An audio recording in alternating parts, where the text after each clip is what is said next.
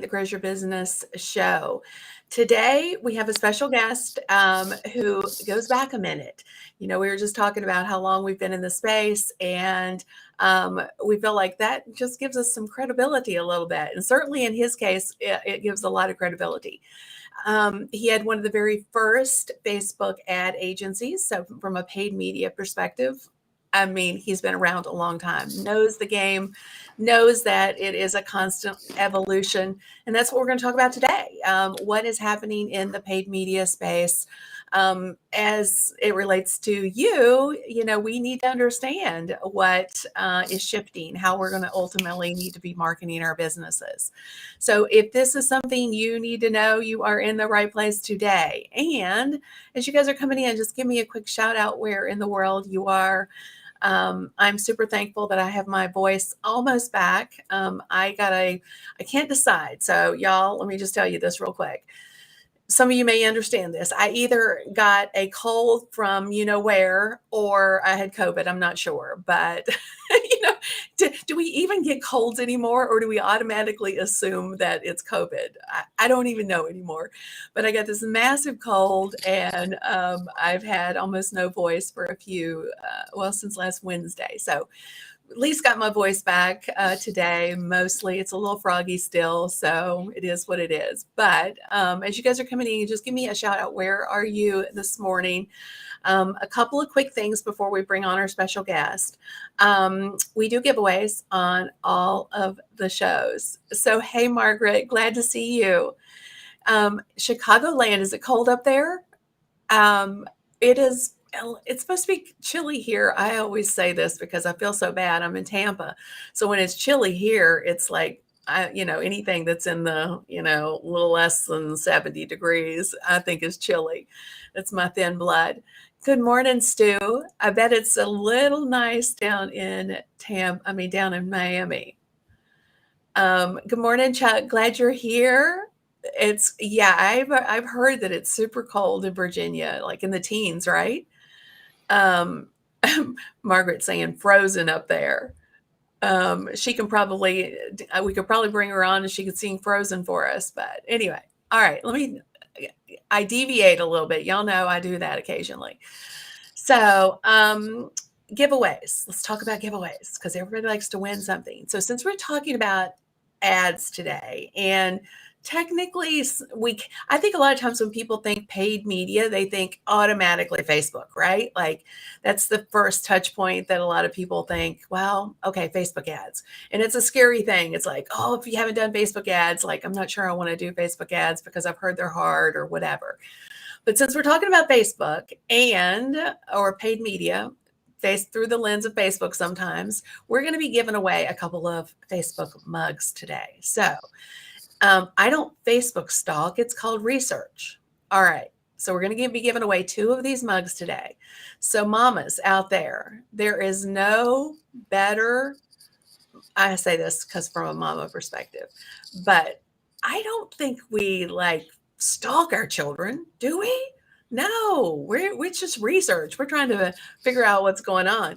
I just got my youngest to finally accept me as a friend on Instagram. Yeah. So what's he been hiding from me, right? Never mind that he's 26 years old. Mama needs to know what's going on. But yeah, we don't stalk. We just do some research, right? Y'all know that what I'm talking about, right? Exactly. We are better than the FBI. Absolutely. Yeah. I've often told them they can't hide from me. So when he was young, he decided he was going to move from Facebook over to Twitter. I'm like, you're going to hide from me on Twitter? Me? It didn't work so well. But anyway. Okay, so how do you win? You win by sharing your aha moments, guys. So when you share an aha moment in the area down under, we will enter you into the Wheel of Wow. That's what we call it. So every time you put a comment in, I hate to say that C word. I'm always afraid that Facebook's going to hear the word and they're going to say, oops, she's gamifying her live and you can't, we're not going to stop sending people her way. But anyway, because they do things like that, Anyway, drop in your aha moments, guys. And an aha moment is things like, wow, I didn't know that. Or it could be, I knew it, but I needed to hear it again. Make sure when you do drop those in that you include the hashtag aha. Okay, that's how we can pick it up in the comments. We'll enter you into the wheel of wow. And if you sprinkle this out into the world, if you know somebody that would get some value from this, and you sprinkle it into the world using my friend Molly Mahoney's word, we will also give you additional chances to win. We'll draw the winners at the end, so make sure you hang out and be with us until the end so that you can see if you won or not. Okay, so let me tell you guys a little bit about our special guest today. I am so excited. I first met Ralph. We were just trying to we were reminiscing a little bit. We're like, where did we first meet? And I think we both arrived at the same conclusion. It was when we were in Digital Marketers War Room, which is their kind of their high-end mastermind group. I spent, I don't know, 5 or 6 years there learning all this stuff digital from them. They're definitely the OGs of the digital marketing space. So that's where I first met him, first became aware of him from a paid media perspective. But let me tell you about where he is today.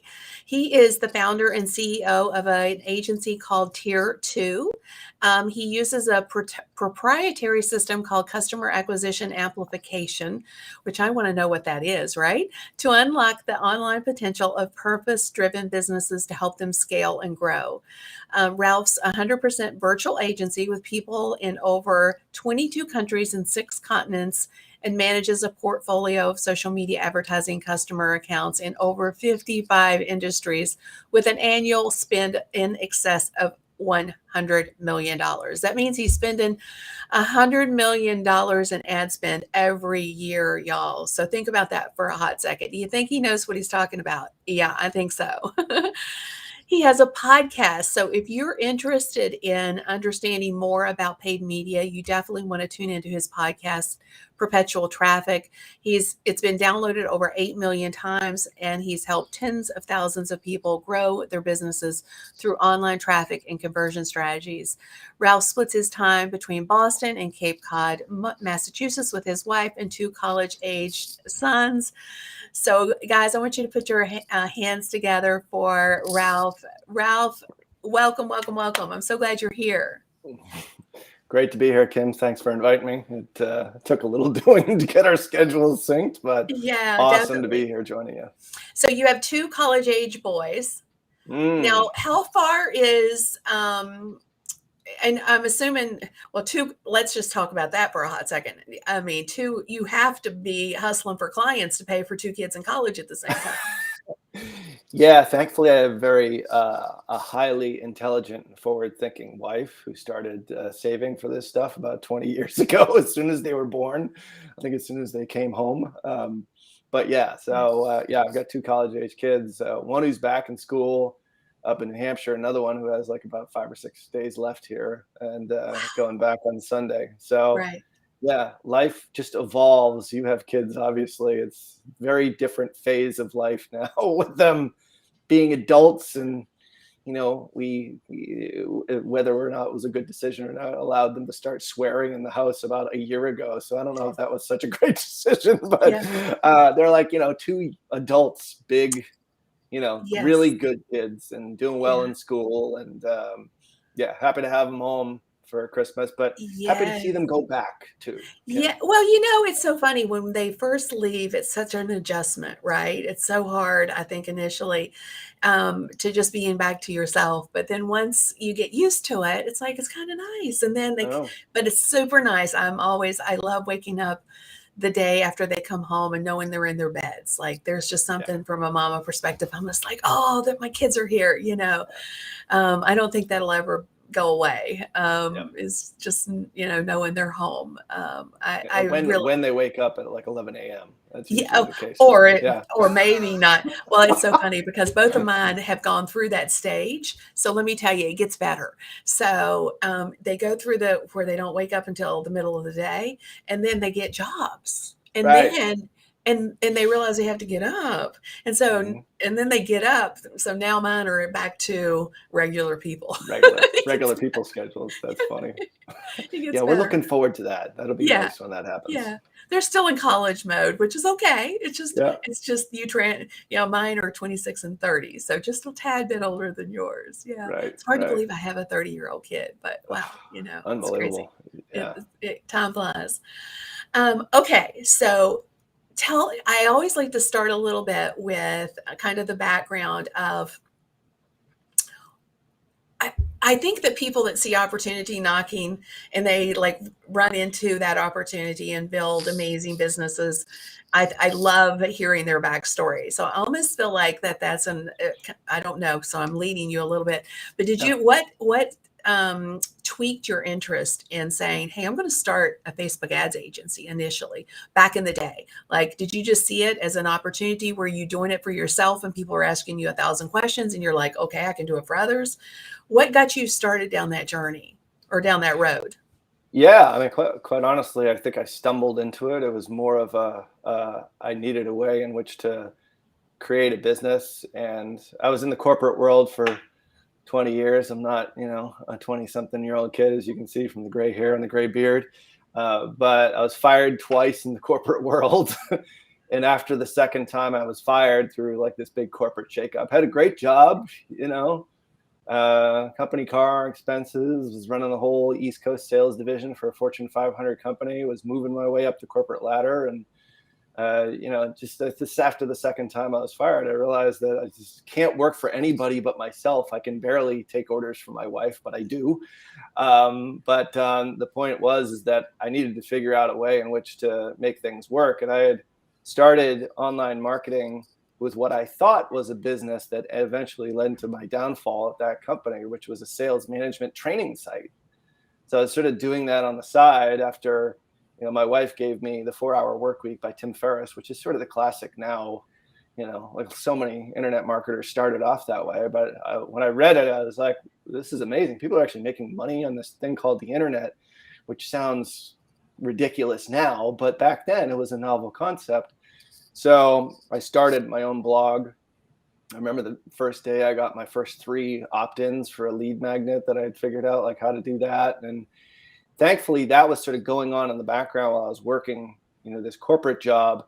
The business wasn't successful. I never really sold all that much. My first product for that, I think I sold two people, of a list of 10,000 people that I got mostly from India and I think, West Africa. Mistakes made there. But the point is that I loved internet marketing. I love this marketing side of things. So when I was fired that second time, I sort of had a backup plan, but I had a product that I didn't really like selling, wasn't good at selling because it wasn't a very good product, but I loved the process. And so like a lot of internet marketers, I didn't have a product, but I knew how to, basically run pay-per-click ads and all that. So I started getting into affiliate marketing, and I did that for about 2+ years after that second firing. And I remember in 2011, I think it was, a bunch of my affiliate friends started getting into a new platform selling these affiliate products called Facebook.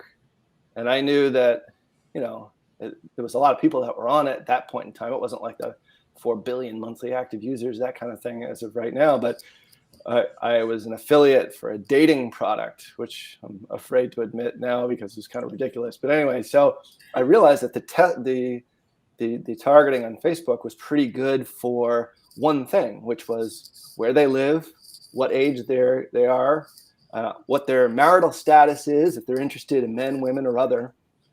Sorry. And then so I started running offers to that offer on Facebook. Didn't sell a damn thing, but I remember the first night I spent like $3,000 and I realized without a sale, Kim. So it was a total disaster, but I realized that this thing had so much traffic. If they could figure out the targeting, it would be an amazing platform. And lo and behold, about a year later, they started putting ads in the news feed. And I retired from the affiliate world and started taking on private clients. And that's really the whole start of this whole I thing. love that. So So it's so funny because I think a lot of times that's similar to my story because you just get started. You don't know what you're doing. right. Like, right? You just so I think there's a lot of people out there that are just getting started today and they want the answers like now. They want the results like right now.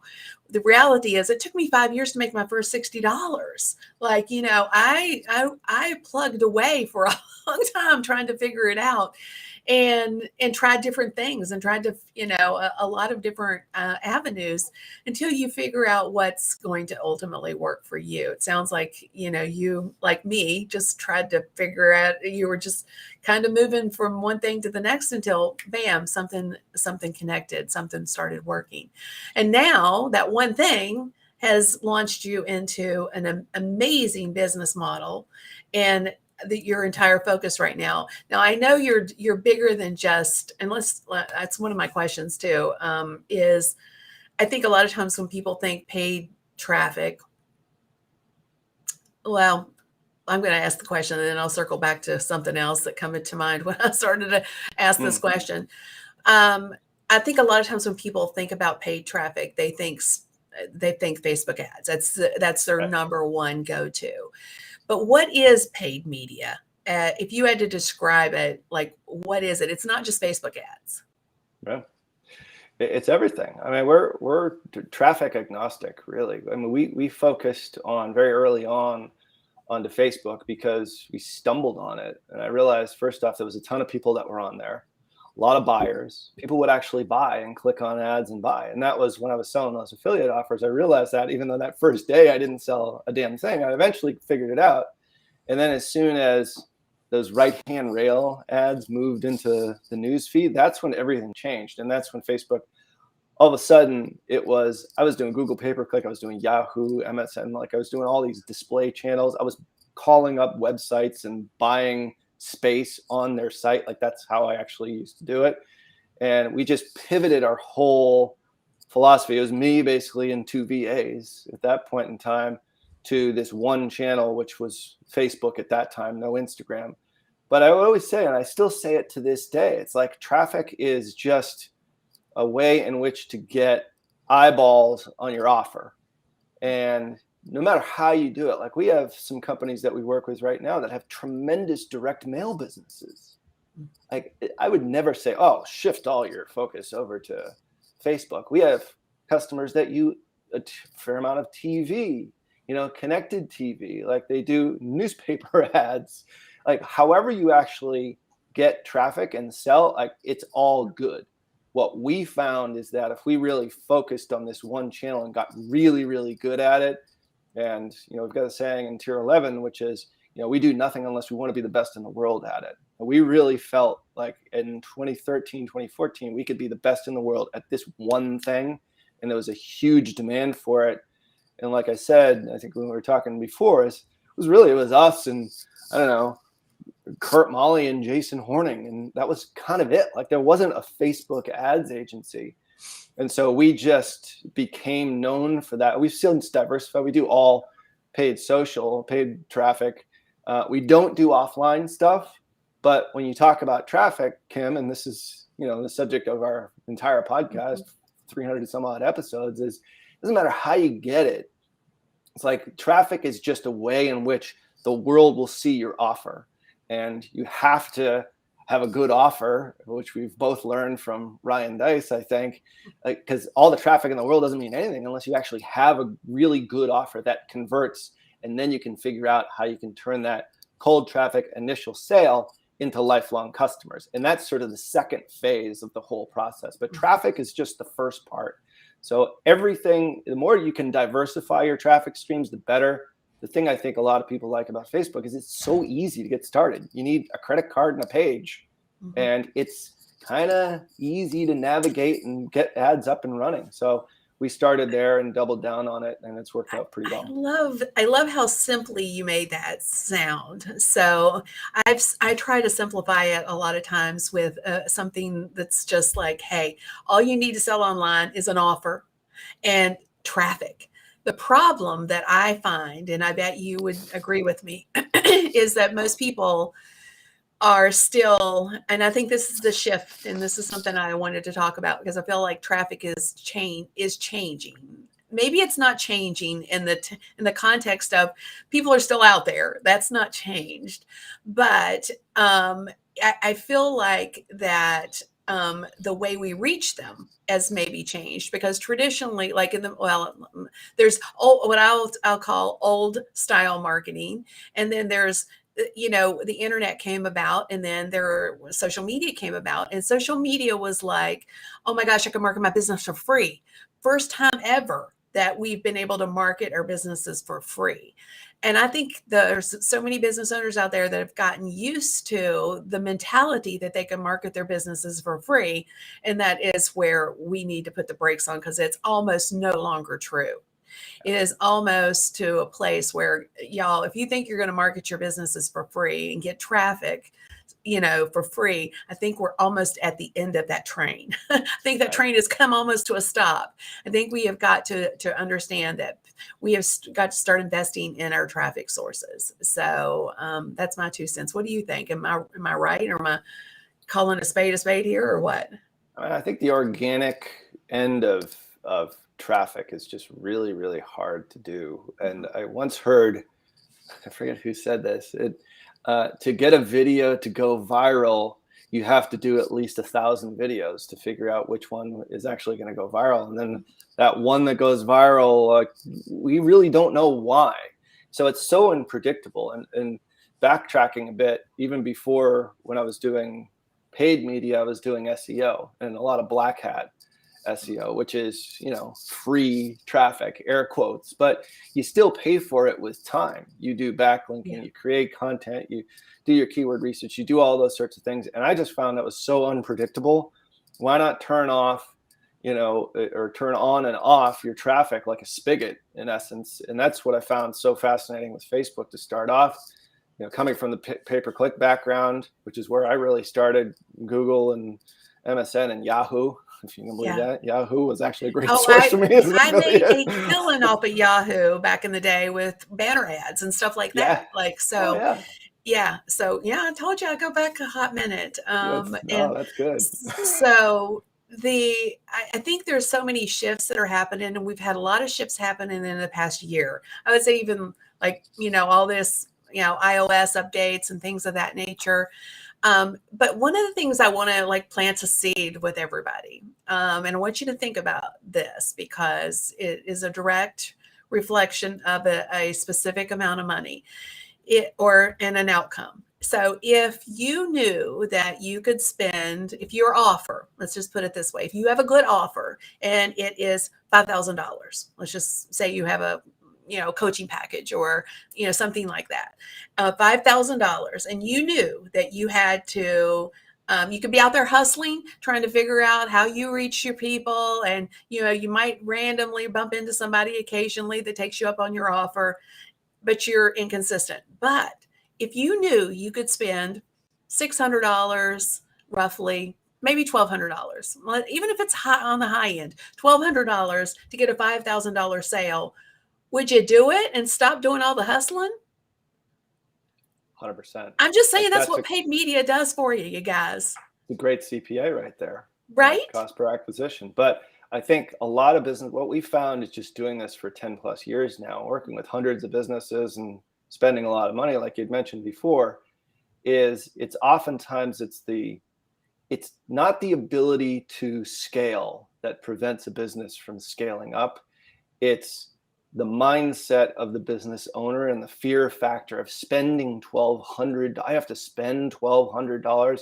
Never mind, you're giving $1 to get a $5 bill in that case, more or less. Like, that math makes very logical, sequential sense, but psychologically, it's very hard for business owners to stomach that. So we've got a customer right now that was spending $500,000 a month and making $1 million in the first month, but they were so fearful of, oh my God, I'm spending $500,000 a month, but you're making $500,000 in gross profit. It's not net profit, bear in mind. So they scaled back because of fear, and now they're spending $50,000 a month to make $150,000 a month, which is, oh, I'm far more comfortable here. But think about that right there. That's a 500,000 gross profit versus now it's a $70,000 gross profit.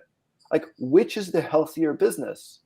Like, for them, they stayed within their zone, their psychological zone, by scaling back spend. And we're trying to push, we're like, guys, we're getting good CPAs here. We're getting the $1,200 CPA for the $5,000 thing, like you said. But it's the business owner's mindset. And quite honestly, like, so much of the stuff that I now listen to and read isn't necessarily even advertising related. It's a lot of mindset stuff, just so I can help these business owners sort of overcome those fears, which is a very real deal, because we're not typically dealing with Fortune 500 companies. We're dealing with companies in the, $5 to $100 million range, that they're in that middle zone where they're freaked out because they've scaled and they're successful. They're like, now what do I do? Oh my God, it's just another zero on your American Express bill. I tell them, so a lot of it is mindset. And I don't know if that necessarily has to do a lot with traffic, but it relates to scaling businesses. Well, I think that's super powerful for my community in particular, because I think some of them are still at that place where they're not quite sure if paid media is for them. They're still wrapped up in the social media space, thinking social media is their bullet, that's going to be their answer. And if you're struggling, then you need, I think there's a huge opportunity with some consistent strategies with paid media.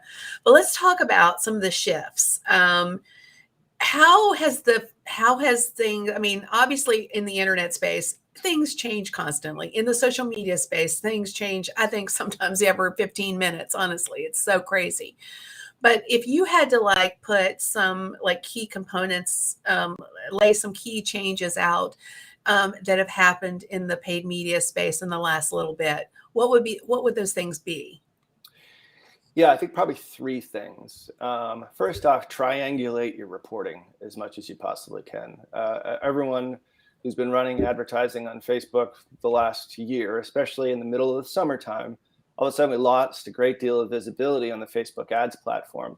And what we now do is we do a combination of reporting to show how much are you spending and how much is the business actually making. And then we use third-party tools, depending on which one it is. Either it's our proprietary one or so outside vendors, depending on the customer. And we triangulate that. So we look at things differently now. We used to look at, all right, I spent $1 on Facebook today and I made $3 today. That's great. Well, now maybe you might only show $2 of that back in Facebook. So we use a lot of different traffic sources, a lot of different reporting sources in order to attribute how the business is actually doing based upon total media spend versus how the business is in general. What is that source of truth? And that might be the back end of their Shopify store. It might be, their CRM. And so we look at things at a much higher level than a very granular level. And that is a major shift that a lot of smaller businesses, and I was just doing an analysis for 2021, is that a lot of smaller businesses that were very one offer related ended up not being able to make that transition, make that shift. So that's the first thing, is that reporting, I think, is very important. And you have to look at that bigger picture. And that your Facebook ads, your Google ads, your email, your text message, all of those things blend together in relation to growing your overall business. So taking a step back and looking at that. A lot of people talk about marketing efficiency ratio now, which you can look that up, just a Google search. So that's the first thing. Second thing is we're the inventors of all these crazy campaign tactics and strategies and hacks. And, we've got the e-com ad amplifier and the Michigan method and all these other things that we do internally. There's no more traffic hacks.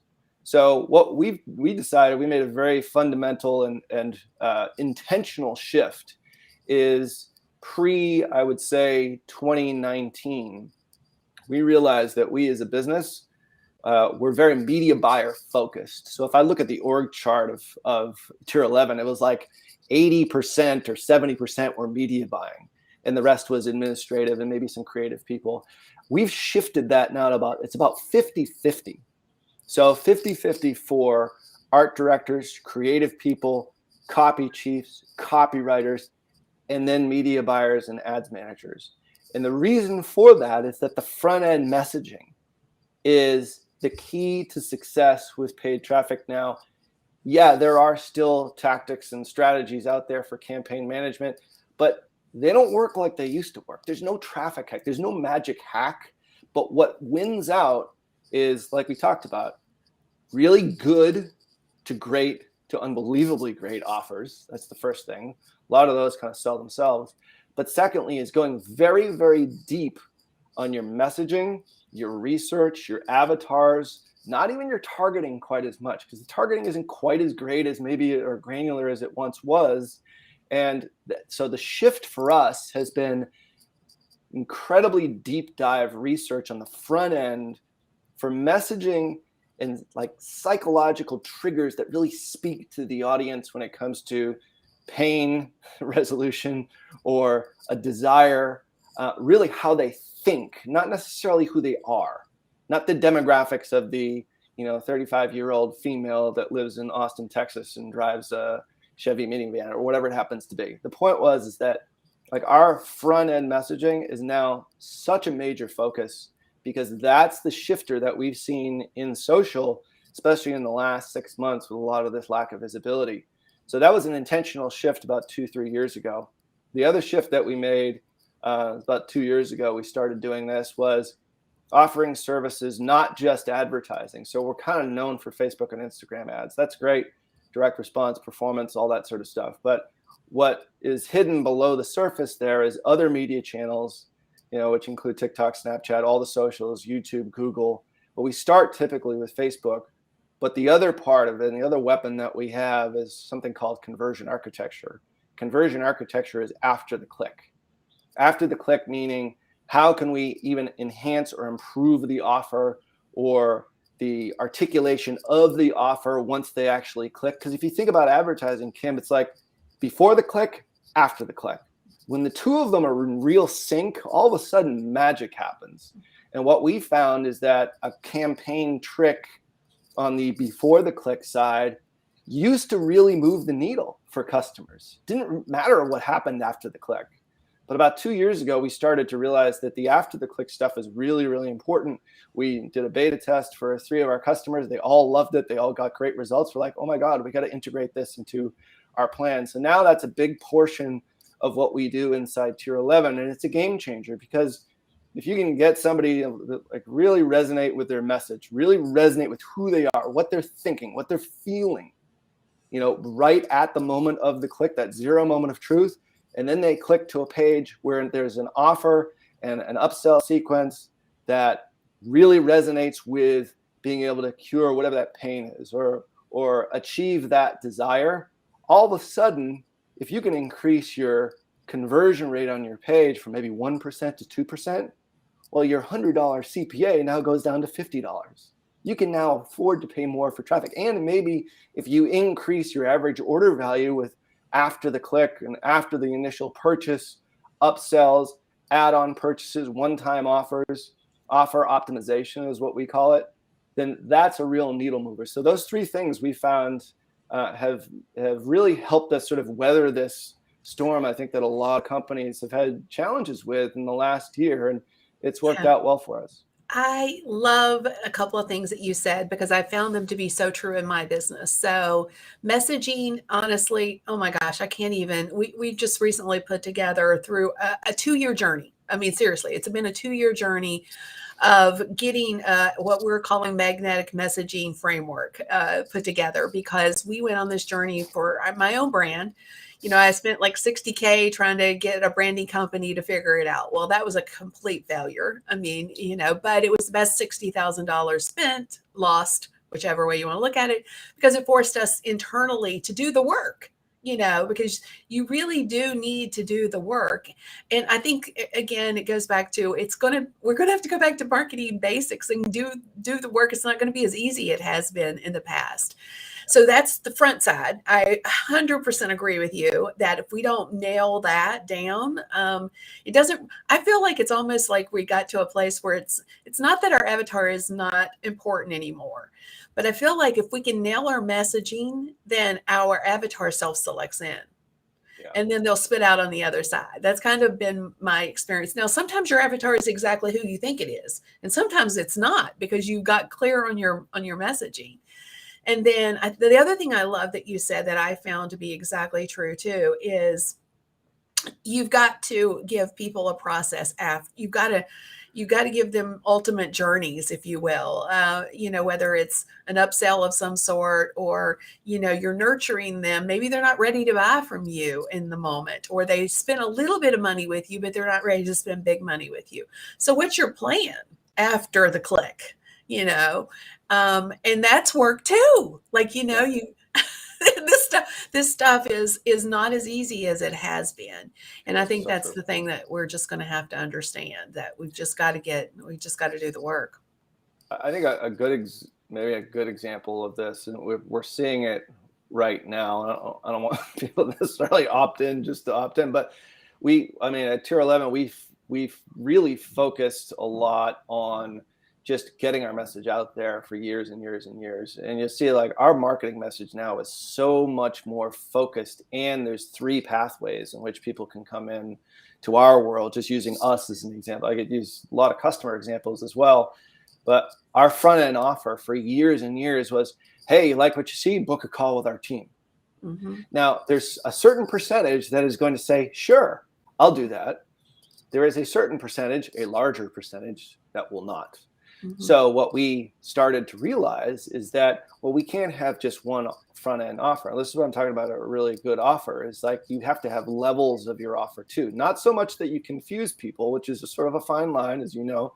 Confused mind usually does say no, but we have a way in which they can book a call, they can get a strategic audit, or they can get this lead magnet, which is specifically targeted to our ideal avatar, which is a CMO, a VP of marketing, a director of marketing. And you see in all of our messaging, and it really feels right to us because we're seeing it on the back end, because we're speaking to the fears and the worries and the concerns and the, oh my God, I'm so overwhelmed kind of stuff that's keeping CMOs up at night. Mm-hmm. And it speaks to it in that lead magnet. And you can see on our site, which is, we're just about to do a major redo on it. Yeah, book a call is still always there. But we realize maybe 1 in 100 people might do that. But we're noticing that, maybe 2 out of 10, 3 out of 10 will download the guide. And then it's a slower process. We have to look at human nature here. Not everybody is ready to buy right as soon as they, see a great video from Kim Garst. I don't care how great a marketer you are. You're just not going to get 100% of the market. But how can you as a marketer think of different ways, different levels of engagement to grab a larger portion of that market? And if you really speak to them with the things that are going on in their heads, what they're feeling in their hearts, and see that in that lead magnet for us, that has really resonated. And that's the same philosophy. We did the same, a lot of times, I'm sure you do this as well. The cobbler's kids have no shoes. For years and years, we didn't do really much with all our marketing. It's yeah, we'd rather do it for everybody else. But we started to do this in a process called the Creative Lab. And wow, it started making a huge difference. We did it for ourselves, and now it's really sort of changed the trajectory of the company. And I think, I've heard different people approach this from different ways. And basically what you just said is more around, giving people other options, whether you want to call it the flywheel or, I've heard people say, well, the funnel is dead. And I think the funnel concept isn't necessarily dead. It's the concept, though, of, having different touch points for where people are, and what they're looking for.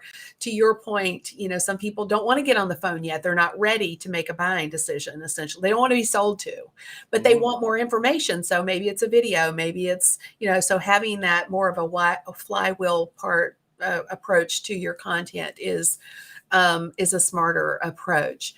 Well, let me ask you this, because I've had a lot of, anybody that does paid media, you keep your ear to the ground, you hear what people are saying are working or what's not working or whatever. Obviously, a lot of people are talking about the fact that ads cost have gone up. And, a lot of people are saying, okay, well, I'm not getting the same results as I did, a year ago or 5 years ago. Well, obviously 5 years ago, but even a year ago, I can't replicate the same, return that I got. So, what are you seeing as ways that people, because marketers always find a way around things. So, are you seeing anything that is helping to, certain types of leads, or I'm sorry, certain types of strategies that can help keep like lead gen costs down, your customer acquisition costs down? What are you seeing in the space right now? Yeah, and I think having a front end lead gen mechanism for any kind of business is a smart thing to do, because you own that data. That's first party data. Something that you're reliant upon an ad platform for retargeting, whether it's that first step in the process. Make it as easy as possible in order to engage with that person. We do a lot of video now. The reason why we do a lot of video for all of our customers, I would say probably, out of that 100 million that we're talking, it's probably 40-50%, I would say, is video. Which is on platform, creates audiences, has audiences that can then be re-engaged with and retargeting through this system we call the traffic harmonizer. But the point is that we're capturing little snippets of engagement up front. Might be a video view, but lead generation for every business, we recommend this for every single business that we work with, and we do it ourselves, is data that you collect, data that you own.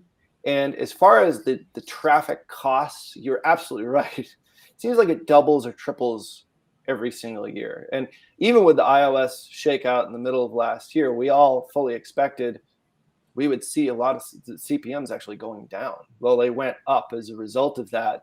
And I think we thought that there was going to be a shakeout. A lot of people would stop advertising on Facebook. I think Facebook actually sort of tweaked some of the mechanisms behind the scenes, quite honestly. But you didn't hear that from me. But the point is like CPMs are going to continue to increase every single year, which means, sadly, some businesses won't survive unless they do what we're talking about here, which is you can't just throw a traffic campaign out there and expect it to work. Expect 8 out of your first 10 traffic campaigns to fall flat on their face. And that is still the case with us. Like if we're batting 300, like 3 out of 10 of our campaigns do well, that's actually really good. Or even if it's 1 out of 10, but we get a lot of data, like, oh my God, look at the click-through rates there, but the conversion rate on the page is terrible. So we look at that data and diagnose what the real issue is, and then prescribe a solution based upon that. And if we're getting $7 clicks on a $50 CPM, but our click-through rate is 5% and our conversion rate is 0.01, well, you can lower all your metrics before the click if you actually increase the conversion rate that's on your page. So the answer to your question is analyzing the data. And this is not, I hate to say it like there's no easy button anymore, but it is actually true. Like it was so easy 5 years ago. Kim, you could just like throw up an ad, with any kind of like, throw up ad copy, like just spaghetti creative, as we used to call it. We still sort of refer to it. Just throw something against the wall, see what sticks. The targeting will figure it all out. And then I'll be able to turn a mediocre offer into a legitimate business. The stakes have been raised in all levels. So I hate to say it's like, advertising and traffic and conversion just gets more and more challenging every single year. And it's quite honestly, it's tiring. I wish it was easier than it was like 5 years ago. But I think it's forced everybody, like in my business, you've got to get better and continually strive. Well, I mean, think about it. I mean, look at all that we've seen. Like, so and the reality is, I think that it just goes back to the traffic, the people, because like in the early days of banner ads, they were like super hot. Like people, people, it was a big deal. People caught people's attention. They got less and less effective over time, right? And then they just petered out, and the thing is that there'll be something else. There's always something else. You made a great point earlier. You talked about how a lot of your customers have other traffic sources. They're doing what a lot of us think is old school, like that's so out of date, like radio ads. Like nobody does that anymore. Yes, they do. I once heard Gary Vaynerchuk say this, and I thought it was so brilliant. He said, he was talking about, I think, Snapchat at the time, like everybody's like, well, why are you doing Snapchat? Because there's an audience there. There's people there. He said, when that's no longer true, I'll go back to, radio ads if that's where the people are. So the point is, you got to go wherever the people are, and you got to engage with them in such a way that is going to catch their attention.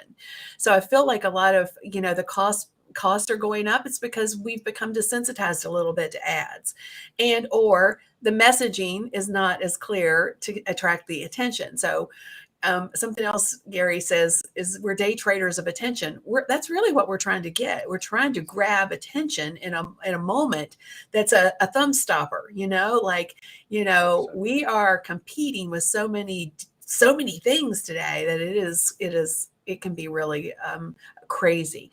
But the point is that it is getting harder to market our businesses. And I'm here to tell you, I really feel like we're going to get to a place where we are going to have to spend money to get in front of our person. Which is why, having this conversation with Ralph is so powerful, is understanding that even that is getting tougher still, but there is still a path to it. It's just, everything is getting harder. So, I wanted I know we're getting close on time, but I wanted to ask one last kind of question, because I feel like I've had a couple of people talk to me about this, like lead ads, which used to be like, don't do lead ads because they're not as effective. But I'm hearing a lot of people saying now that since all these changes have come about, lead ads are actually costing less. Messenger ads are working very well too. What's your take on like maybe some things that if somebody hasn't really started doing ads yet, but is there something out there that is working pretty well right now that you could give them some advice? How do they get started with something? I'll call it specific, a specific strategy, if you will. Yeah, I mean, if they're first starting out, what you really want to be able to do is get a pulse, get some kind of data as to what the market is interested in your particular space. And I think some of the best data is like a lot of people before they go into paid advertising are posting on their, let's just use Facebook as a perfect example. So they'll be posting on their page. So it's a good place to start, because unless you have never posted on your page, this probably wouldn't help all that much. But if you have been posting on your page for any length of time and you have not boosted a post, you haven't paid 1 cent for paid media, go back to all of those posts and look at your engagement rates. And there's a really easy way to do it through Page Insights. And it's one of the best things that we do. When we do an analysis of a new customer, we go back through, we look at their ads, we see what their engagement is like, we see what the comments are like, we look at what kind of questions people are asking, especially if they're doing any sort of paid media. But that right there, just going back to your individual Page Insights and your page posts and seeing what's resonated, anything over like a 5% engagement rate, you might see like a 10% engagement rate, unless it's something that has nothing to do with your business. Maybe it's just sort of some motivational quote or, a cute picture of you and your dog that you just happen to throw on there. But like on your business page, if you're posting on a regular basis, see what types of information, what types of content resonate with your audience. And that gives you at least a little bit of a direction. And the reason why, and I think I use this as a tier 11 example, we made a post about CMOs and the frustration and how there's such turnover in the CMO space, especially in 2020, in 2021, those who couldn't move from offline to online. And all of a sudden we realized that's an avatar that we haven't really targeted much in the past, nor have we really focused on that as a way in which to attract our ideal customer. And I remember this was late last year, or late in 2020. at the sort of the height of the pandemic, we had our quarterly meeting and we said, who's our ideal customer?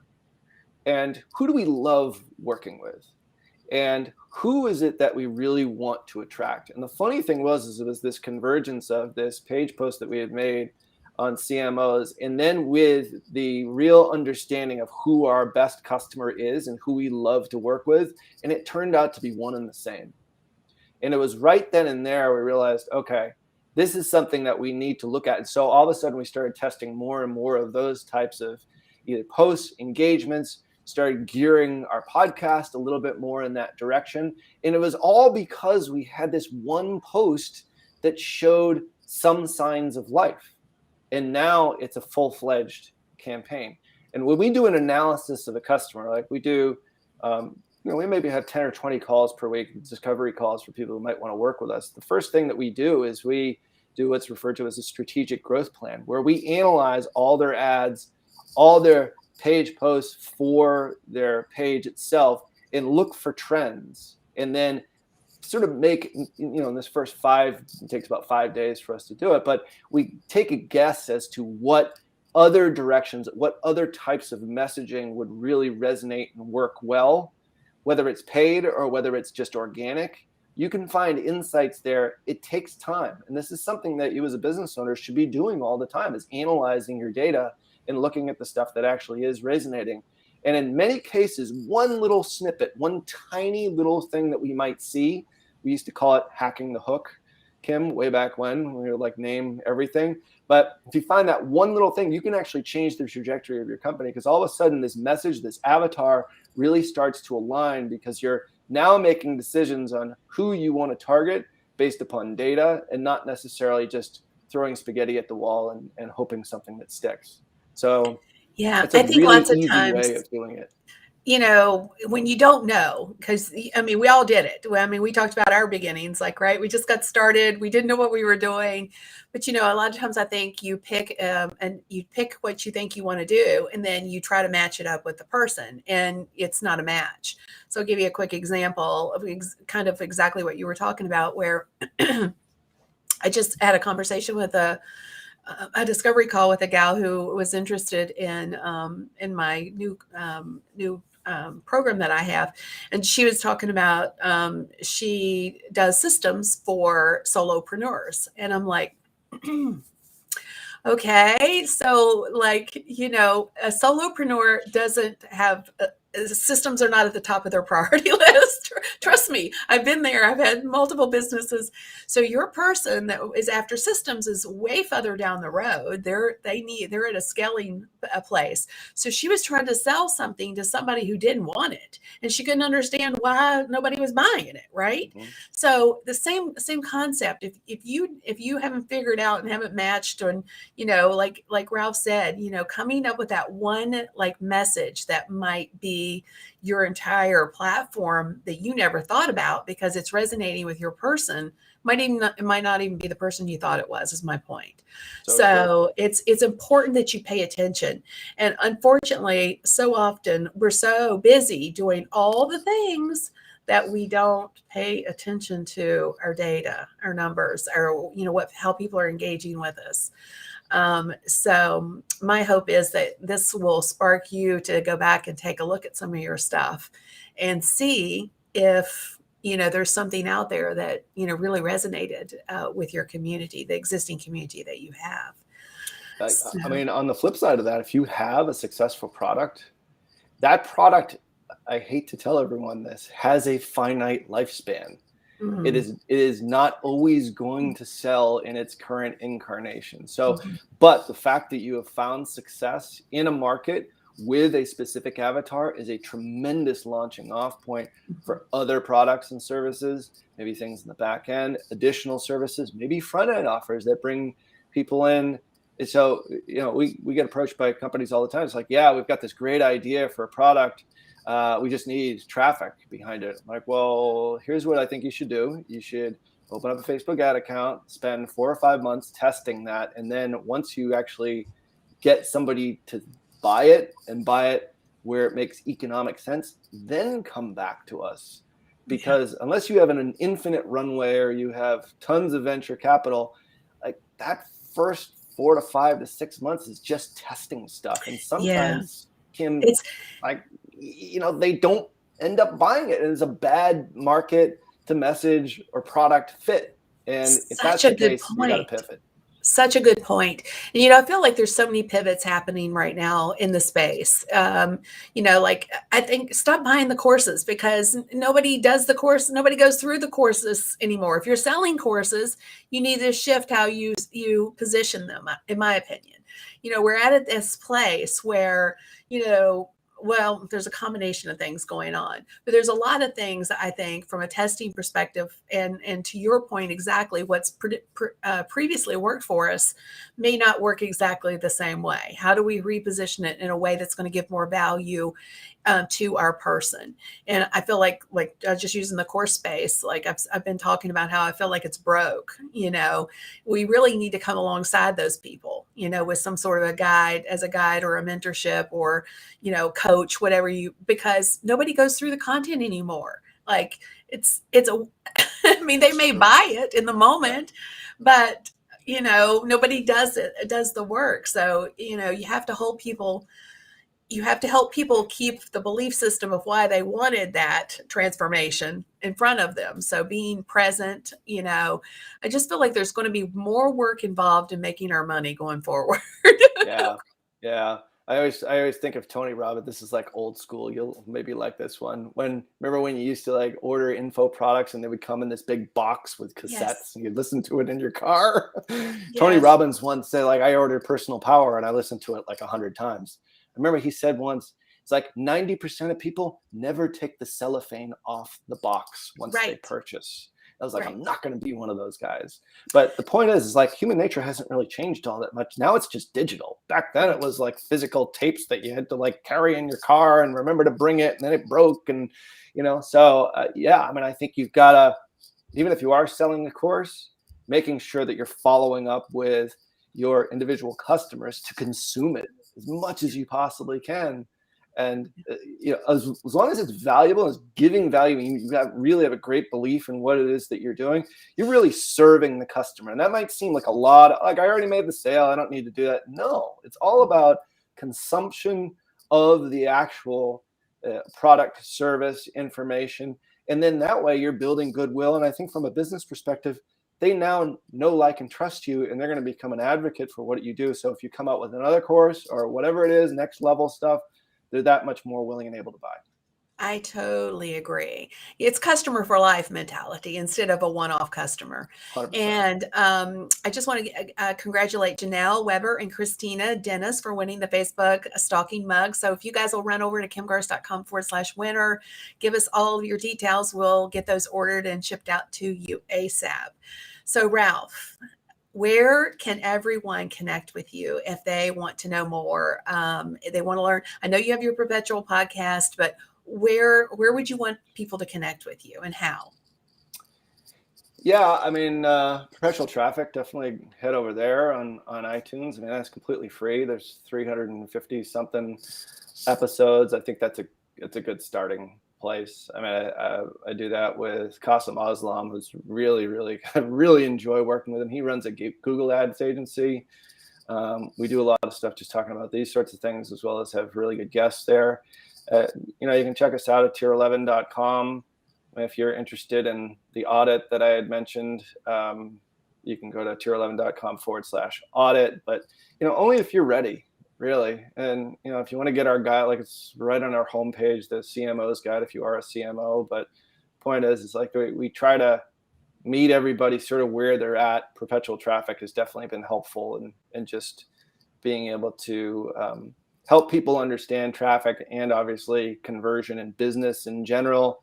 And then more specific stuff of, help that you can get from us is over at Tier 11. One of the things I love about your podcast is it just calls it like it is. Like, I listened in.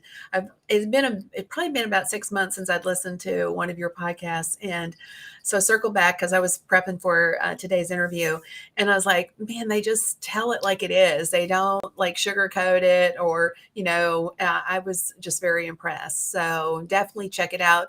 At the end of the day, we all need traffic. If you don't have it, you don't have a business. So you need to figure out where that's going to come from. If you are interested in learning more about traffic, definitely tune in to Perpetual Traffic. Thank you, Ralph, for being here. I want to say thanks to all of you guys that were with us live. Anybody that's watching on or listening on the replays, you guys are awesome. So appreciative of your time because I know it's our most valuable resource. And when you spend some with us, we appreciate you so much. So you guys take care of yourselves. Stay safe. God bless. We'll see you next Monday, same time, same place.